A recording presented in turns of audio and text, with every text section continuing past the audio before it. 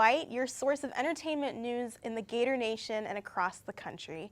My name is Danette Trimboli. I'm Patrick Rathbun. And I'm Kelbin, and we're here to bring you all the entertainment news you could ever want, from the biggest celebrities to fashion statements to more local coverage right here in Gainesville, Florida. Yes, that Gainesville, Florida. Thank you for that wonderful TV show, CMC. I actually haven't watched that, but on another note, I'm so glad you guys are here. We're back for season 2 of The Bite, so welcome, guys. Welcome to the show. Thank you. Pretty excited about that. Yeah. Lauren, a shout out to you. I miss you a lot. I miss you here in The Bite. Wish I could have met you, Warren. I've heard a lot of great things about you. Yeah, I know. I'm excited to be here. Why don't we jump right into things and talk about fall shows? I don't know about you guys. I'm so excited for the lineup this fall, especially for Blind Spot. Have you guys heard about Blind Spot? I saw a trailer about it, but I don't know much about it. I've only seen like a huge ad pop up on my screen, and then I always have to click X out of it. Mm-hmm. This naked girl on my... Well, yeah, that's part of it. But for all of you Marvel fans out there, you'll recognize the main lead, Jamie Alexander. She's best known for playing Sif on Thor and Agents of S.H.I.E.L.D. But the whole synopsis of the storyline is that this woman is found in a bag, naked, in New York, and she's got tattoos all over her that are supposed to act like a treasure map because she doesn't remember who she is. No one knows who she is. She's working with the FBI, trying to figure it out. And what's also interesting about this show is that it's one of the first freshman series to be picked up for a full season at the beginning. Wow. So it's pretty cool. Yeah, I've been watching Scream Queens. I love the show. It's giving me all the sauce I need for this fall semester. It's created by Ryan Murphy. So he's writing some crazy stuff out there. It's a mixture of comedy, dark comedy, and just a lot of gore too. So it's a good mixture. It's an audience for different types of likes that you have. It stars Jamie Lee Curtis, so the original Scream Queen.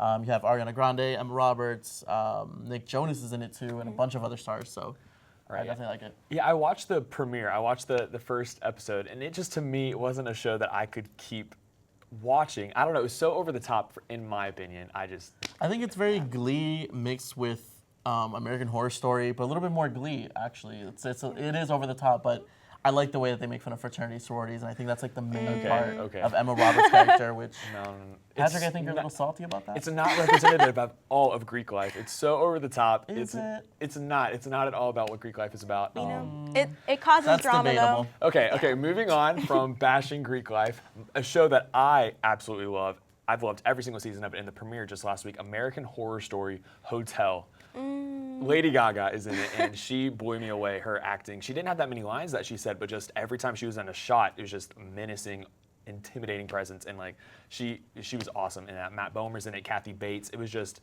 it's definitely my show to watch for the rest of the season. I know I really love Lady Gaga, but I don't think I'm ever gonna watch an episode of that show because I am too scared to even think about watching American Horror Story. She did a phenomenal job. She said that she felt like she was herself, which is a little scary on that point. Because she's slicing people's throats here and there, but I think she's gonna be absolutely amazing for the show. I think this is the best route that she's going for with American Horror Story. So. Right. Yeah, I absolutely love the show. That's definitely one to watch. And now, fall is a huge time, and TV shows aren't the only thing that's super important. That's coming up big and really present. Football. Gator football is back, 6-0.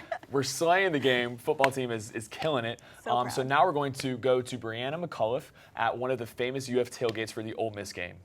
Hello and welcome to The Bite. I'm your reporter for Beat on the Street, Brianna McCullough. Welcome back. So today's concept of this segment is going to revolve around the traditions of game day tailgating. Now today is the big Gator football game where we're going to be competing against Ole Miss, who is number 3 in the nation. And what we're going to be doing is going to some tailgaters, seeing what their favorite part of game day is, and seeing who their favorite players are. And to help me out today, I have a co-reporter, Shed Alami. She's going to be helping me out. Are you excited for this? Yes, let's do this. I have a feeling we're going to get some interesting interviews, so let's do it. Go Gators!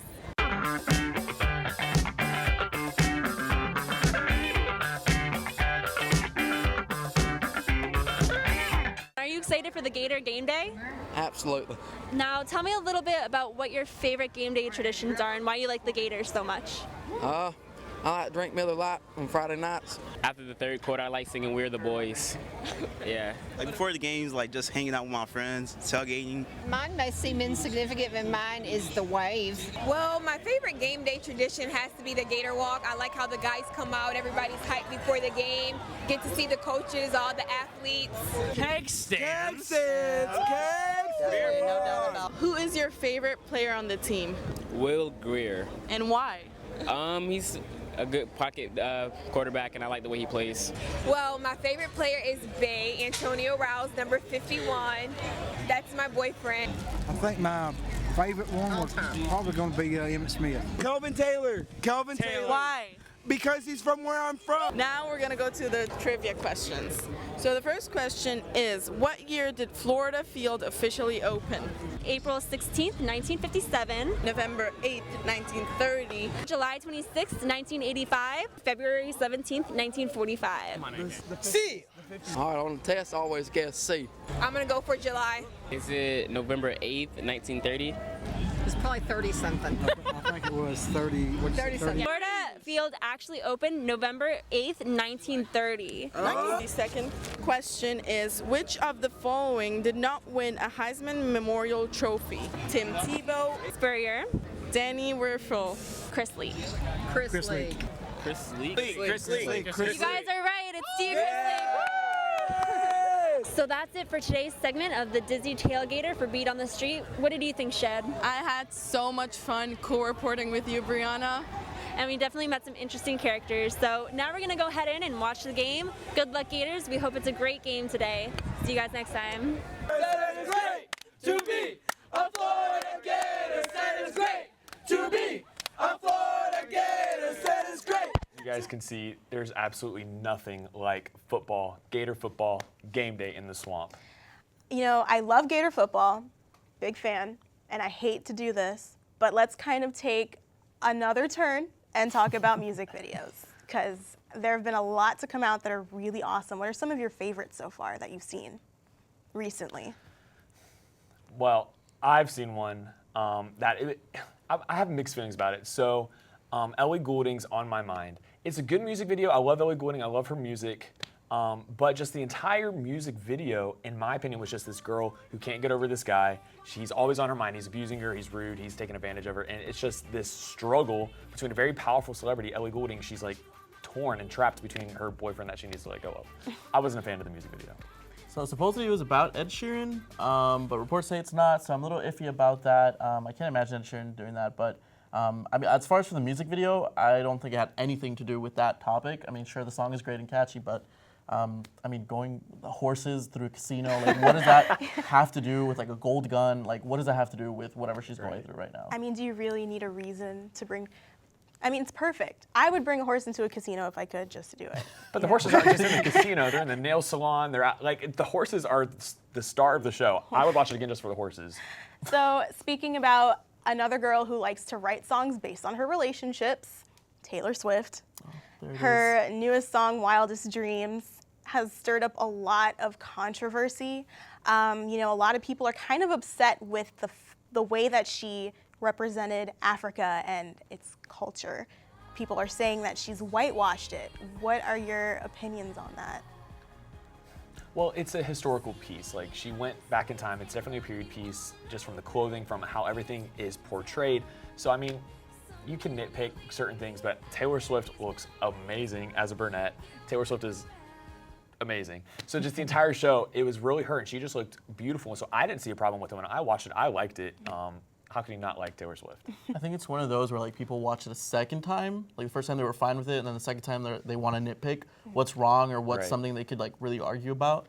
Sure, I mean, it could have been a little bit better as far as for like, I don't know, maybe making it a little bit more accurate to what times are now. But like you said, it's a historical piece, kind of like they went back in time, so maybe it is a real depiction of that. But I mean, I don't even think Taylor Swift had anything to do with that. There's writers, producers, I mean, the camera people who all decided this vision for this music video. So. And it's hard because you're not going to please everyone. Right. There's always someone who's going to be upset by something. Especially when you're such a big celebrity like Taylor Swift. But, you know, talking about one of Taylor's favorite people, Bieber. Bieber has his new song coming out and his new album coming out as well, What Do You Mean? And supposedly it has to do a little bit about Selena. I've seen some Tumblr pictures where they screenshot actually a couple of portions of the music video, and you'll see Selena's name on a graffiti wall. And he gets it on, to say the least. And yeah, it's definitely not subtle. Yeah, here's my problem with Justin Bieber. He's talented, he can write songs, he can dance, he's a good entertainer, but I feel like the Justin Bieber, the 21-year-old Justin Bieber that we see now is the exact same Justin Bieber when he was 14 years old. I feel like the kid's not maturing. I feel like he's not acting like an adult. He's just stuck in his teen relationships. Like, you're a man now. Like, I have a problem with that. He's one of the biggest pop stars obviously out there now, but he still manages to go out of a hotel room naked. I think he's doing some extra stuff to get that promotional, get that promotion. The video, though, I mean, aside from some of the more awkward parts of it, it looked like a lot of fun. I mean, he had it at a skate park. I know he likes skateboarding. It was a lot of colors, and I don't know, it looked like there was some black light in there. I'm not sure, but it looked like he was having a blast. So I guess if you can live it up while you can, why not? If I had Justin Bieber's, if I had his net worth, I would have that much fun too. All right, guys, so please stay tuned for Kaylee Conoval and correspondent Sam Speedy. They're going to give us the latest in all things politics and celebrities. I'm Danette Trimboli. I'm Kelbin Ramirez. And I'm Patrick Rathman. Make sure to subscribe to our channel and follow us on Instagram and Twitter @ChompixTheBite.